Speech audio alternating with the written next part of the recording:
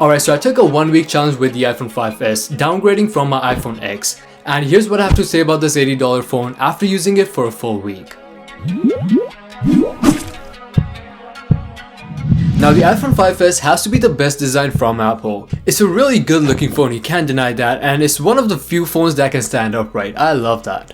Now in terms of size, this phone is definitely smaller than what we are used to. It has a 4-inch display which is pretty small compared to flagships of today, and if you are coming from a bigger screen size like I did, it will take some getting used to. Everything feels a little small and just cramped together for the first few days, but after that you'll get used to that. Now as a positive, since this thing is so small, it's a great phone for one-hand use, fits very comfortably, and you can have this thing in your pocket without even knowing it's there. So I can imagine this thing being a great fit for a lot of people, and especially for the price. Now these days we are moving towards phones that are almost bezel-less, but this thing has a big forehead and a big chin. So that's definitely a downfall and what makes this phone feel a little old. But still, even in 2018, a majority of people are using phones with big bezels, so it shouldn't be a problem for at least the next few years.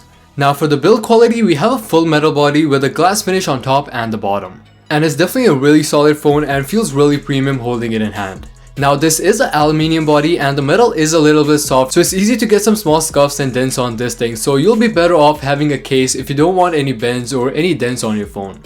So the model I have, which was purchased the day it came out, so it's a little more than 5 years old, it's in pretty good condition even after the 5 years, besides some small scuffs and scratches. So if you take good care of your phone or have a case on, you should be fine for the most part. I even had this thing drop countless times with the case on and the screen is just fine. So overall for build quality, it's definitely a really premium phone and you're getting a lot for the money. I can't think of a single thing the iPhone X can do and the 5s can when it comes to daily usage. Sure, you might get some fancy features like Face ID, but practically you can do everything on the 5s without spending $1,500 on something like the iPhone X. And performance wise, there's two ways of looking at this. If you will be comparing this thing to the latest flagship, sure you'll be disappointed, but if you compare this to the price and the value for money, this phone won't bring you down. It's definitely not as fast and snappy as the iPhone X, apps take a little bit to load up, and you definitely need to be a little more patient with this thing. But the good news is, once the app is up and running, you won't really feel a big difference. Now if we talk numbers, it probably just takes a second or two longer to load content, but it's definitely enough time that you feel it.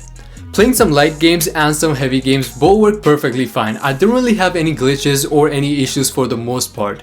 But now every once in a while you will feel the phone is a little laggy, and all I did was basically just restart the phone and it will be back to normal. Or you can try to clear the RAM by holding the power button until this screen pops up and then hold the home button until the screen disappears. And that will help you clear the RAM and make sure your system is fast and smooth. Now that was performance side of things, but for me personally, camera is also a big factor, especially with all the hype around Snapchat and Instagram. And for the camera, we have a 1.2 megapixel front-facing camera, which honestly is just enough to get the job done, but I won't really have any high expectations from it, and it does perform pretty bad in low light condition. The back camera, which is 8 megapixels, is actually pretty good for the phone. I mean, if I take a picture from the iPhone X and the iPhone 5s and upload both pictures on Snapchat, I haven't noticed a big difference after the pictures have been compressed. So if you are taking pictures on Snapchat or Instagram, the 8 megapixel camera on this thing would be just fine. But if you take raw pictures from your actual phone, the quality would be so-so. But still, I wouldn't complain considering how cheap this thing is.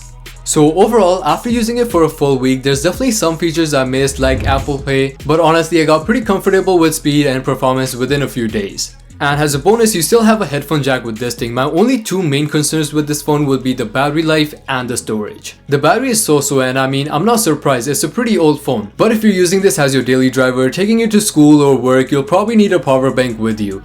And if that's a little too much, I'll definitely recommend changing your batteries, and it won't cost you anything more than $20, and you can change them yourself, it's pretty easy. And my other concern would be the storage, so if you're getting this phone, definitely stay away from the 16 gig base storage, period.